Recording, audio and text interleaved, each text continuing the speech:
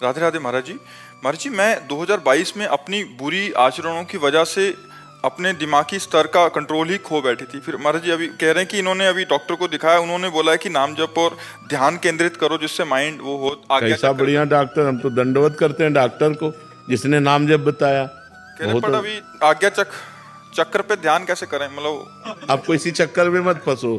राधा या राम या कृष्ण, जो नाम प्रिय हो उसी का ध्यान करो, इसी से सब हो जाएगा। चक्कर वक्कर में मत फंसो। अभी चक्कर से निकलना है, बिल्कुल सब चक्र खुल जाएंगे जिस समय हम नाम का ध्यान करते हैं ना। ये सब चिदानंदमय है। हमारी बात मान लो, दिमाग में लिखो राधा, बस उसी में मन एकाग्र कर दो, राधा राधा राधा। देखो आपको कैसा आनंद मिलता है, कैसे मन एकाग्र होता है, कैसे सुख मिलता है। जो हम कहें उसको मान करके और चल के फिर देखो आपको आनंद मिलता है कि नहीं। पूरी बोधी चली गई थी, तो डॉक्टर के कहने के अनुसार ना ये कुछ नहीं होता, माया का पर्दा पड़ता है। रजोगुण तमोगुण सतोगुण है। तो तमोगुण का जो लक्षण है वो मूढ़ता है, प्रमाद है, आलस्य है, वो अंधकार है। तो उसमें लगता है जैसे बुद्धि खो गई। सतोगुण प्रकाश में है, रजोगुण थोड़ा सा ढका हुआ है। जैसे सतोगुणी पुरुष के अंदर जो कामना होती है, जो अन्य वासनाएं होती है, वो ऐसी होती है जैसे दर्पण में मैल, ऐसे करो साफ एकदम। रजोगुण के अंदर जो कामनाएं होती हैं वो ऐसी होती हैं जैसे धुआं, काफी फूंको आग में तो धुआं खत्म, आग प्रज्वलित हो गई। और तमोगुण में होते जैसे गर्भस्थ शिशु जेर में ढका हुआ, ऐसे उसका ज्ञान होता है। तो हमारी जो बुद्धि है वो तमोगुण में जब चली जाती है तो मूढ़ता छा जाती है। बोले बुद्धि लीन हो, अब बुद्धि काम नहीं कर रही है। और जब हम भजन करते हैं सतोगुण आता है तो बुद्धि प्रवीण हो जाती है। कोई ऐसी दवा नहीं है कि तुम्हारी बुद्धि बढ़ा दे, नहीं है तो सबके सब बुद्धिमाने हो जाते हैं ना भजन के द्वारा। बहुत अच्छा डॉक्टर है, प्रणाम करने योग्य डॉक्टर है जिसने आपको भगवान के नाम जपने की प्रेरणा की। धन्य है कि एक आधुनिक डॉक्टर होते हुए भी वो एक आध्यात्मिक औषधि आपको दे रहा है। जासु नाम भव भेषज हरन घोर त्रयशूल, जो तीनों तापों का नाश करने वाला भगवान का नाम है, वो आपको जपना चाहिए। इसी से आनंद की प्राप्ति हो। काजल जी अमृतसर से।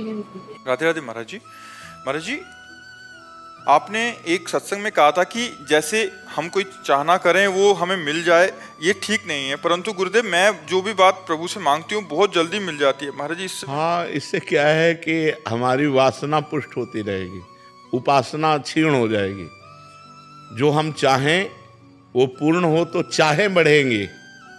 और हमारी उपासना है जा ही न चाही कबहु कछु, तुम सन सहज सने बसहु निरंतर तासुर शोर आउर निज गे।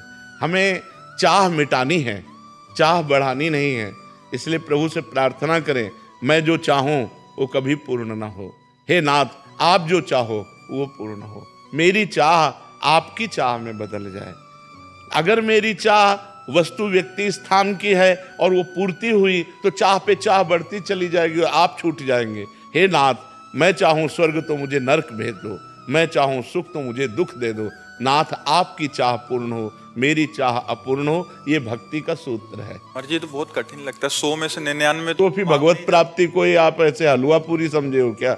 भगवत प्राप्ति कोई खिलवाड़ थोड़ी है। अपनी कामनाओं की पूर्ति की चाह करता रहो, भगवत प्राप्ति हो जाए, ऐसा नहीं है। ऐसा तो कहीं नहीं लिखा गया।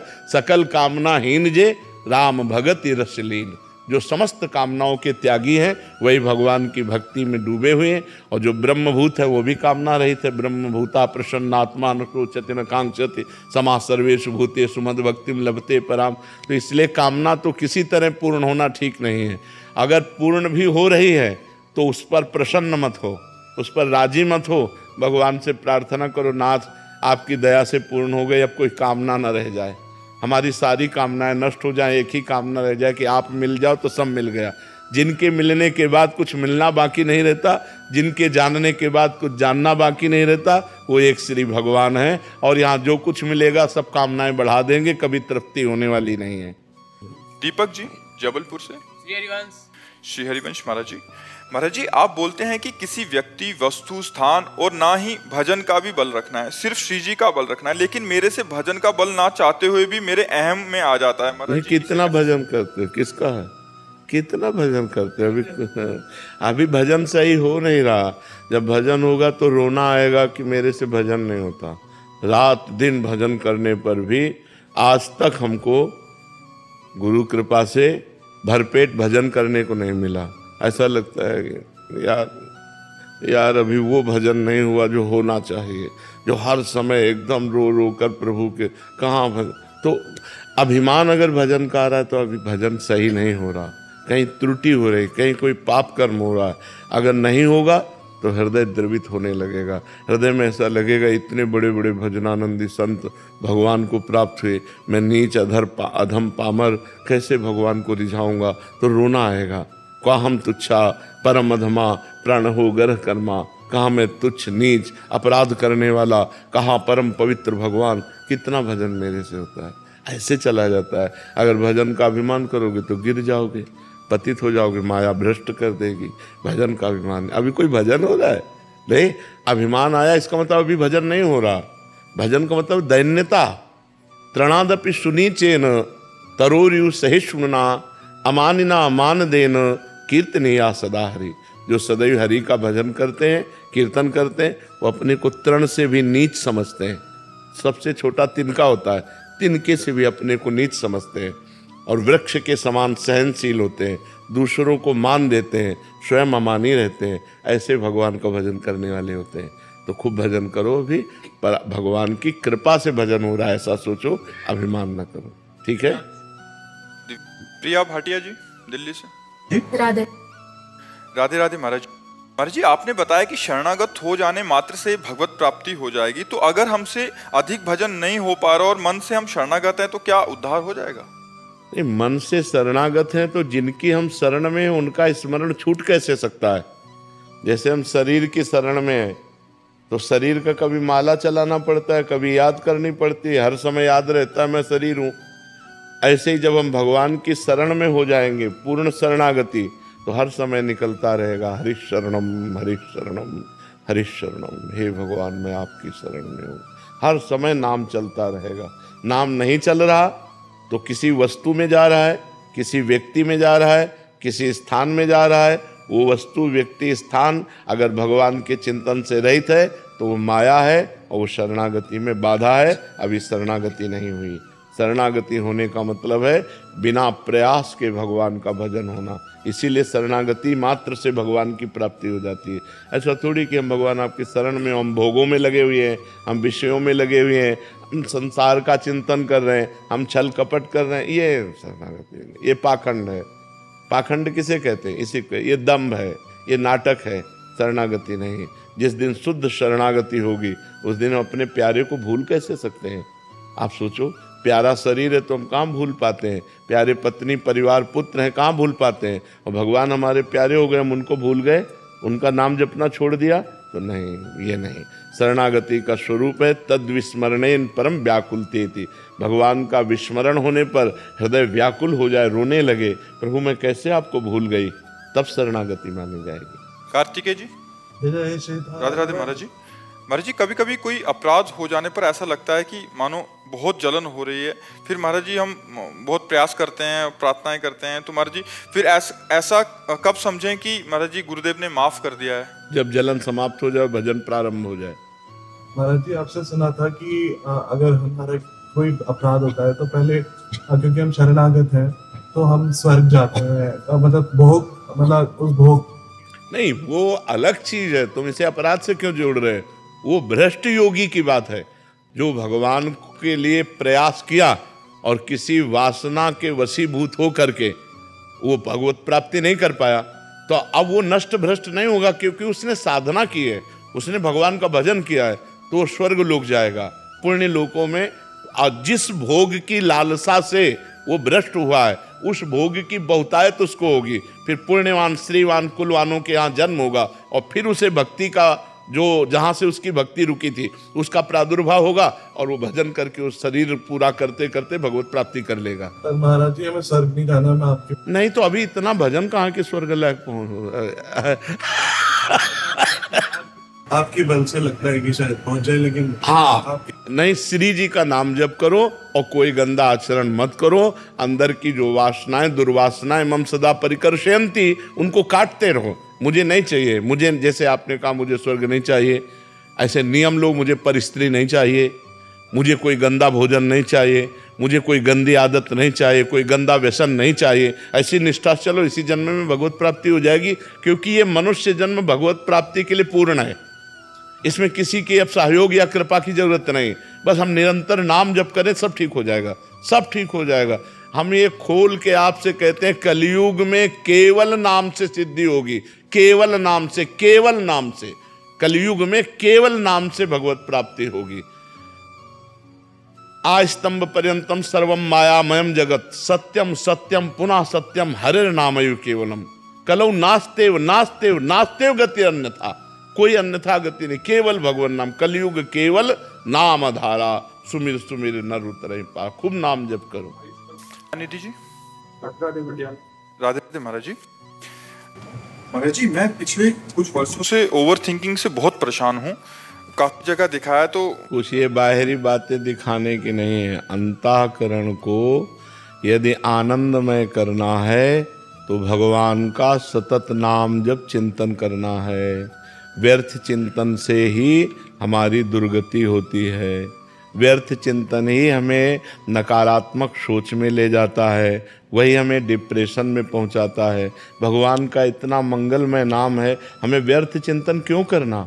जो कर्तव्य कर्म है उन कर्मों को करो, और मधुरमय भगवान राम कृष्ण हरि जो नाम प्रिय लगे राधा, वो बार बार नाम जप करो। गंदे आचरण छोड़ो, कोई व्यसन मत करो, अभी आनंद में जीवन हो जाएगा। अब मुर्गा मुर्गी खाएं, शराब पिएं, पराई माता बहनों से व्यभिचार करें, गंदा चिंतन करें तो दुर्गति नहीं होगी और क्या होगा? डॉक्टर इसे ठीक कर पाएंगे क्या? तब लगी कुशल न जीव कहूँ, सपने हूँ मन विश्राम। जब लग भजत न राम को, शोक धाम तज काम। जब तक भगवान का भजन नहीं होगा तब तक शांति प्राप्त नहीं हो सकती।